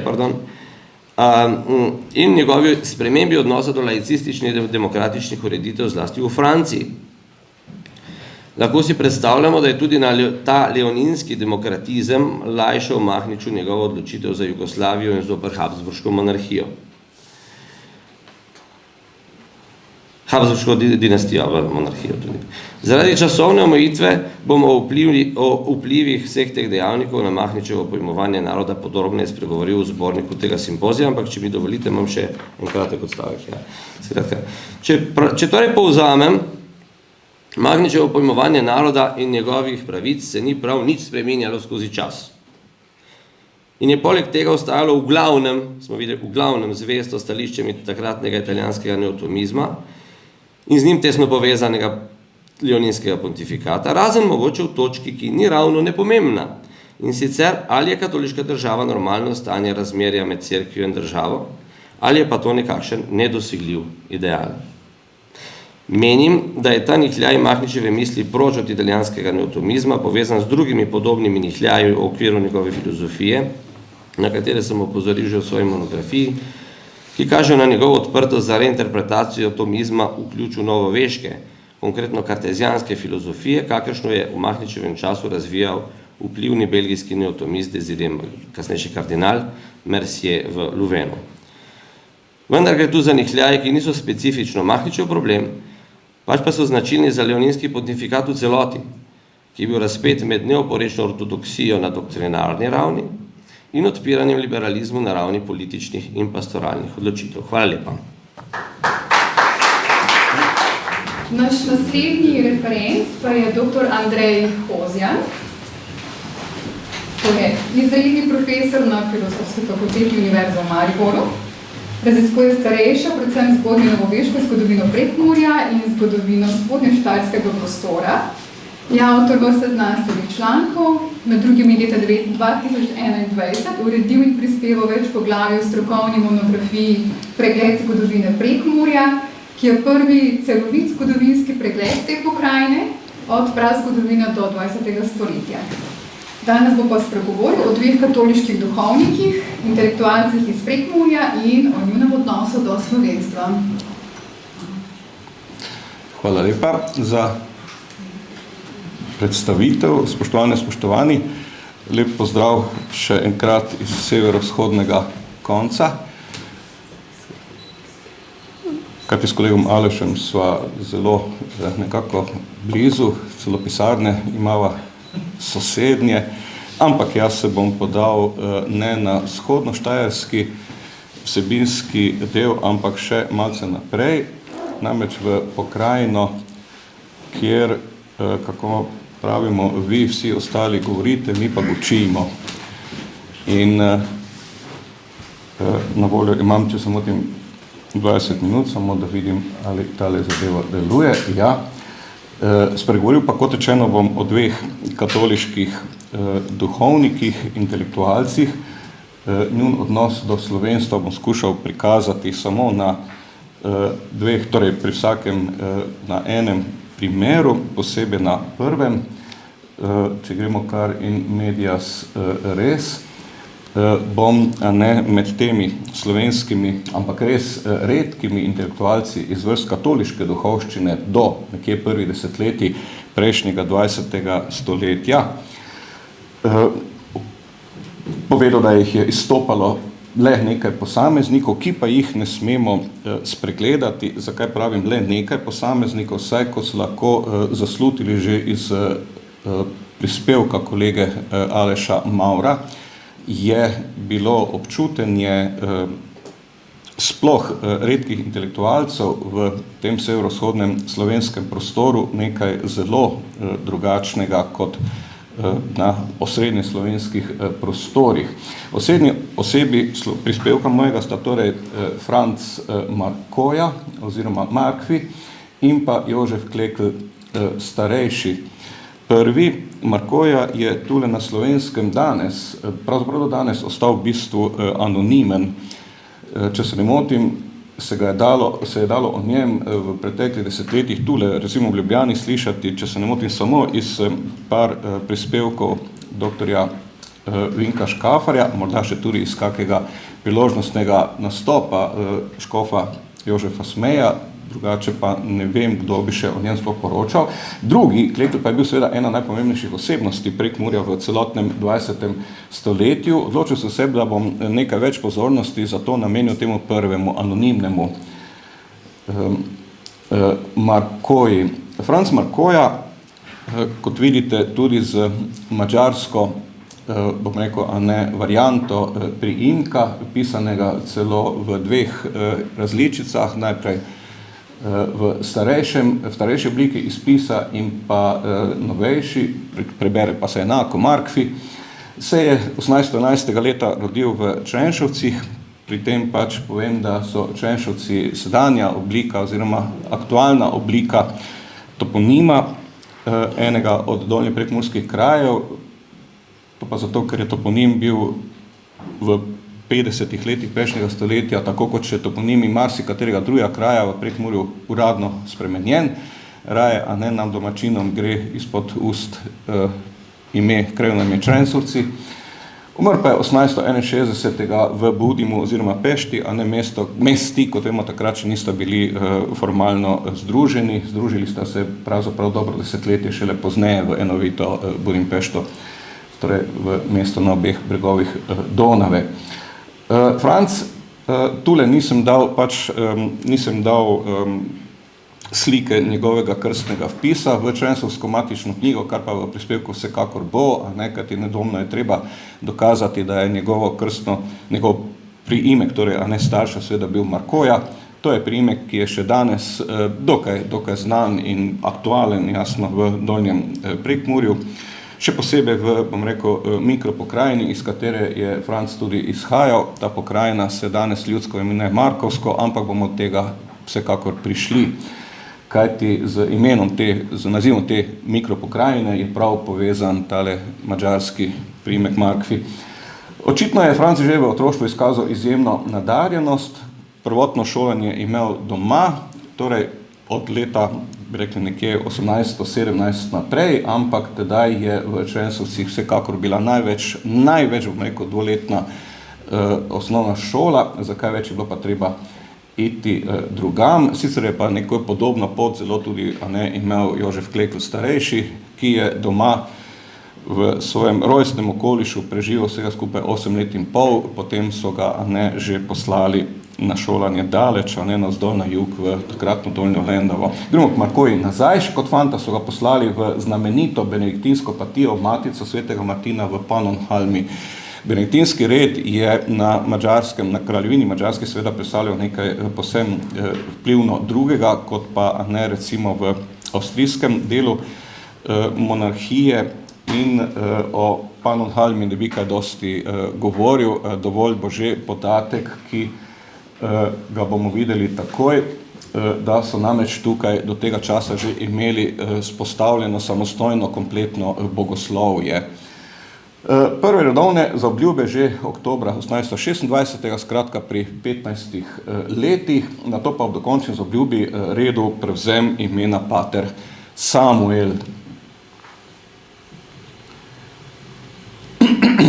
Vodstvo patije ga čez nekaj let, torej vsega skupaj 5 let po prvih sploh zaobljuba, pošlje na teološko fakulteto, ki ni bila samo teološka fakulteta, ampak je bila to Dunajska teološka fakulteta Frintaneum, imenovana po takratnem dvornem kaplanu in posebnem spovedniku cesarja Jakobu Frintu, Frintaneum, drugače pa je imenovana tudi Augustineum in je bila v bistvu elitna fakulteta celotne celotnega habsburškega prostora.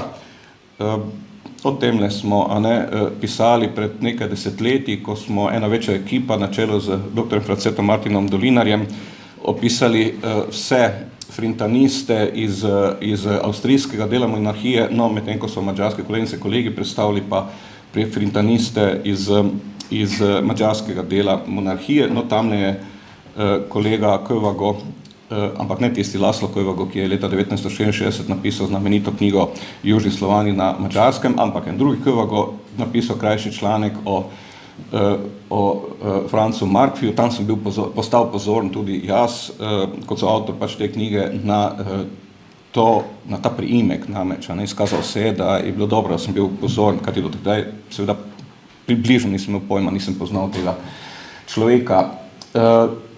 Na Dunaju si je, če ne že prej, pa vsaj res najkasneje tedaj, namreč ob študiju za doktorat, med drugim prostovoljno pomadžaril priimek, sedaj smo pa pri razlagi tega priimka Markfi, kajti če ga enostavno prevedemo, pomeni to Markov sin ali pa lahko tudi množini Markovi sinovi, tale, dvojni F pa Y, Mark, Fi, torej, in zadeva je zelo v bistvu znana na madžarskem, kajti pomeni tvorbo priimka ne po recimo toponimu, kot so recimo mnogi madžarski, naprimer znani plemiški toponimični priimki, kot so recimo Esterhazi ali pa Bakjani ali pa Nadaždi, ampak spada v ta priimek v tisto kategorijo prav tako znanih madžarskih, recimo plemiških priimkov, kot so naprimer Palfi ali pa Šimonfi ali pa Deršfi,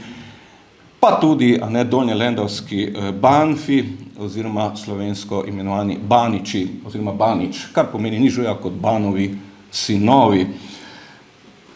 Zakaj je torej Franc Markoja izbral tako obliko priimka, ki bi ga hkrati afirmirala navidezno seveda pred madžarsko govorečimi kot Madžara, hkrati pa bi za to obliko hotel poudariti in očitno je hotel poudariti krajevni oziroma mikropokrajinski izvor svoje lastne osebe. Če namreč Markfi torej prevedemo, pomeni to Markov sin. Mnogi Marki so takrat živeli v pokrajini, ki rečemo Markovsko, iz tega je zato je par razlogov. Eden med njimi, seveda, da je cerkveno upravno pokrajina, ki je bila nekdaj pokrajina turniške pražupnije, znamenite ali najznamenitejše, bom rekel, župnije v tem delu Prekmurja ali pa lahko tudi v celotnem Prekmurju, da je tale del Donjega Prekmurja, torej delni Prekmurje spadalo v okvir Zagrebške škofije do 1777. Angelist Marko pa je kot vemo eden od zavetnikov, svetniških zavetnikov Zagrebške škofije, poudarjam eden od. To se lepo vidi tudi v najstarejših maticah tega dela, torej v turniških maticah. Prva ohranjena je iz časov od nekje 70 let 17. stoletja pa tamne do 20 let 18. stoletja in v njem nastopa krstno ime Marko res kar številčno krat, tako da je torej Markoja hotel povedati, da je pravzaprav on Markov sin oziroma izhaja iz pokrajine Markovsko. Če bi tole dali v množino Markovi sinovi, pa je verjetno s tem hotel povedati, ne morem seveda absolutizirati, ampak je verjetno hotel povedati, jaz sem eden od Markovih sinov, ki jih je pa tamle na Markovskem kar precej. Govorim o prvih desetletjih 19. stoletja, poudarjam še enkrat, to ni bilo takrat prav nič čudnega, matice namreč to lepo izpričujejo.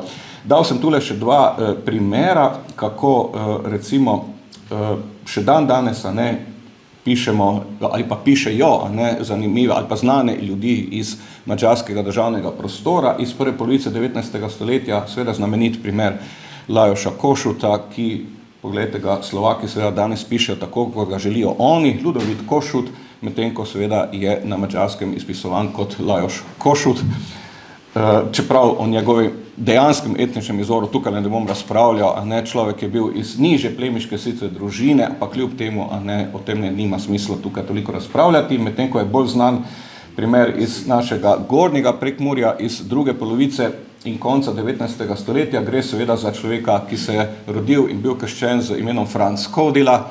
Tudi Kodela je znan še danes prekmurski priimek, vendar je, kot vemo, šel študirati za doktorat iz teologije in najkasneje tedaj je Franc Kodela spremenil svoj priimek in to uradno. Zdaj tisto je prostovoljno, recimo, da so tako enemu kot drugemu svetovali, daj ti malo tole spremeni, tale Kodela, da slišalo bolj mađarsko, tako, si je vzel ne po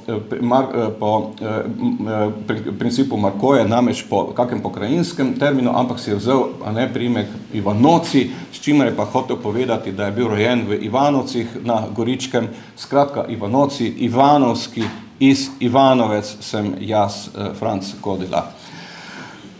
Mislim, da smo o temle povedali dovolj. 34. ali 35. Čisto natanko je tole Miluje Markoja doktoriral iz zgodovine cerkve, sploh za zelo interesantno, kot vidite, disertacijsko temo, kajti za temo disertacije si je vzel temo o pokristjanivanju Mađarov. Česar dotlej se v bistvu faktično zelo, mislim, da nisem preveril natanko, ampak mislim, da je tale disertacija, če ne prva, ampak ena od prvih zelo redkih disertacij za takole, prosim, še v prvi polovici 19. stoletja zelo kompleksno temo. Na isti fakulteti, torej na Frintaneumu, Frintaneum je namreč bil fakulteta, kot rečeno, za šolanje elite, iz nje išli doktorandi so potem postali škofje, kardinali, nadškofje, tam je 3-4 stoletja zatem seveda promoviral tudi znani Matija Slavič, vendar za čisto drugačno temo. 2 leti po vrnitvi je Markoja že postal profesor teologije na omenjenem bogoslovju v Pannonhalmi in je to bil naslednjih 8 let. Ob očitnih kvalitetah za profesuro pa so ga je vodstvo reda, ko je bilo pozvano, da kandidira kakega svojih bratov, torej benediktincev, so kandidirali za profesorsko mesto na novi teološki fakulteti na Univerzi Petra Pazmanja v, dajmo reči, kar Budimpešti.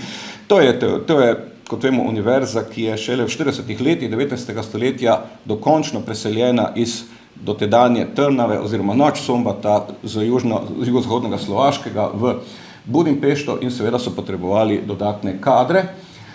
Profesoroval je tamle od leta 1846 do smrti, rekli smo, umrl je sorazmerno kar zgodaj, 61. leta. Kmalu postane še dekan fakultete v naslednjih 6 letih in končno, 60. tudi rektor Univerze Petra Pazmanja v Budimpešti. Zdaj, tale univerza, kljub temu pravim, da je bila par desetletij predtem preseljena, ni bila kakorkoli, ampak v razmiku, torej le kakih 5 let, prosim, lahko zagotovo trdimo, da imamo Slovenci 2 rektorja največjih univerz v habsburškem prostoru. Znameniti Franc Miklošič, kot vemo, je postal rektor Dunajske univerze, Markoja v Budimpešti, tretja, seveda največja, je bila jasno Karlova univerza v Pragi. Toliko o Markoji in še nekaj o Jožefu Kleklu starejšem. Prosim, tudi PowerPoint je narejen na podlagi, bom rekel, simbolno na podlagi, da vas opozorim, da smo v Kleklovem letu, ki ga je občina Črenšovci razglasila oktobra lansko leto. Vidimo, da slavimo 150-letnico njegovega rojstva. To leto, torej 1874, nam je Slovencem dalo vsaj 2, bom rekel, zelo znana sinova, ob Kleklu tudi seveda generala Rudolfa Maistra, rojenega v Kamniku. Za Prekmurje pa lahko rečem, da je isto leto dalo še enega znanega katoliškega duhovnika, prav tako res intelektualca, ki ga danes ne zajemam, ki je bil tudi Kleklov sopotnik, to je bil pa Jožef Sakovič, dolgoletni, recimo, župnik v omenjenih Turnišču. Ja, glede na Kleklovo izjemno vlogo v zgodovini slovenske krajine oziroma Prekmurja v celotni prvi polovici 20. stoletja in na količino raziskav te dobe na Slovenskem ter tujini, se število objav le o njem, torej posvečenih samo njem, ali pa v sklopu preglednih vsebin o več osebnostih ali stanjih, dogodkih, razmerah v Prekmurju nenehno veča in postaja v bistvu že težko pregledno. zato je jasno, da tule ne mislim o Kleklu kaj dosti. Tudi letos se kar nekaj o njem piše, pred par tedni smo imeli v Črenšovcih tudi znanstveni simpozij in tule bo seveda zbornik na razpolago. Štejemo ga kot člana Ivanocijevega kroga prekmurske katoliške duhovščine, kamor so ob Kleklu spadali še in spadajo jasno Ivan Baša, Jožef Sakovič omenjen, Jožef Klekl mlajši, Kleklov sorodnik, dr. Franc Orgač, Petr Kolar, Mirko Lenaršič, še par drugih, ampak mimo teh imen enostavno ne moremo iti. Kaj povedati sedaj o Kleklovem odnosu do slovenstva, seveda povsem zopet iz drugih vidikov kot pa pri Markoji. Začenjam z njegovim lastnim citatom. Naša domača hiša, kjer sem se bil rodil pa se je kot rečeno na Krajini pri Tišini, je bila vedno slovenska. Doma v tej rodni hiši se je z menoj vred rodil tudi slovenski duh, zavest, ponos slovenstva. Kleklovi predniki so prišli semle, torej 2 generacije pred tem sta sem prišli s štajerskega konca in njegov oče je tudi to zavest strogo ločil, torej nosil v sebi in vzgajal sina v tole. Štajerski roboljub Franc Gomilšek, torej Franc Gomilšek v časniku Slovencu leta 1929 zapisal, da je bil na Kleklovi novi maši 1897. se ta dogodek zgodil na Tišini, kamor je prinesel 2 slovenski zastavi in jo dal pritrditi zraven madžarske zastave. Zanimiv akt, kajti lahko si predstavljamo, da je nekaj takega takrat bilo protidržavno dejanje. Če si predstavljamo oziroma stopnjo madžarskega nacionalizma tik pred koncem 19. stoletja oziroma 97. rekli smo, da je bilo to 1 leto po milenijskem praznovanju na Madžarskem, kjer seveda o ničemer drugem kot o Madžarih sploh nisi smel omenjati, potem si lahko predstavljamo, kaj je to predstavljalo. Nadaljuje, v Uti pa sem dobremu ljudstvu poudarjal pomen tega trenutka, ko sta prvikrat na ogrsko-slovenski zemlji zaklapolali slovenski narodni zastavi. Ljudstvo je bilo izredno veselo in navdušeno. No ja, iz previdnosti so potem hitro po koncu praznovanja ti 2 slovenski zastavi umaknili. Iz previdnosti. Označba za Klekla, ki ga lahko, več označb lahko njem preberemo, ampak ena od njih te označb govori o njem kot apostol dobrega tiska in narodni buditelj. O prizadevanju za cerkveni tisk in konkretnih Kleklovih delovanju ne bom, kar dosti tele narodni buditelj je pa sploh zanimiv v smislu, torej seveda narodni buditelj prekmurskih Slovencev. Predstavil sem se to takole. Kleklova priljubljenost narekovaju pri oblasteh, kakšna je bila. Da vidimo, že januarja 1919, skratka nekaj mesecev po koncu prve svetovne vojne, mora pred njimi, pred oblastmi, namreč zbežati čez Muro. 2 meseca pozneje se na Madžarskem zgodi ljudska revolucija, nastopi komunistična oblast, Klekl se niti približno ne drzne vstopiti iz Štajerskega nazaj v Prekmurje, kajti tudi ta komunistična oblast bi ga še kako preganjala, če bi le mogla. Sledi obdobje njegovega zvezdnega časa, se pravi od priključitve avgusta 1919 do okupacije 1941. Med drugo svetovno vojno madžarske okupatorske oblasti ga najprej v zapor, potem se nastavi ga na župnijo Celdomlk v notranjost Madžarske, redna poročila, kako živi. 1944. sledi obtožnica za veleizdajo, kar povzročijo že fašistične madžarske oblasti. Sodni proces, obsodba na smrt, vendar se Klekl na poti v Mursko Soboto čudežno reši iz vlaka in preživi. Nekaj mesecev po maju 1945, ko pa se vrne v Črenšovcih, ki pa seveda vladajo že zopet nove oblasti, mu krajevni ljudski odbor sporoči, da je v kraju nezaželen. Čeprav tamle nikdar ni bil župnik, tamle v Črenšovcih namreč bil invalidsko upokojen, v Pečarovcih namreč doživel živčni zlom v letih 5 do 10. Zato se Klekl umakne v Mursko Soboto, oslabelost in 48. leta smrt. Ja, v praktično vseh primerih je tisto temeljni očitek oblasti Kleklu bil, da je veleizdajalec. Da dela proti narodu, da je izdal ali madžarski narod, ali madžarsko državo, ali pa slovenski narod. Kot vemo, je prav tale zadnja obtožba za veleizdajo proti slovenstvu napotila prekmurskega sedanjega, tudi že upokojenega župnika dr. Stanislava Zvera v izdelavo njegove disertacije, v kateri je dosledno in definitivno odklonil obtožbe zoper Klekla glede veleizdaje zoper slovenstvo. Od leta 1913, ko je Klekl začel izdajati znamenite novine, ni bilo prekmurskega katoliškega duhovnika, ki ga Klekl ne bi osebno poznal ali vsaj slišal zanj. Tule, lahko potem temeljim njegovo premočrtno vero v slovenstvo, ne samo, da je nikdar ni zanikal, ampak jo je vse skozi tudi praktično živel. Obogatil je slovenski verski tisk doma in v zamejstvu, to se dostikrat pozablja, torej v kar prekooceanskih ozemljih, po smrti pa seveda najprej popoln molk o njem, popolna anonimnost, tako kot mnogih drugih prekmurskih katoliških duhovnikih. Od sredi 60. let 20. stoletja, ko pa se pričenjajo daljši načrtni zapisi o preteklosti Prekmurja, mimo njega se namreč enostavno ni šlo, je bolj prisoten vedno več in več. S tem bi pa jaz tudi res že zaključil. Najlepša hvala.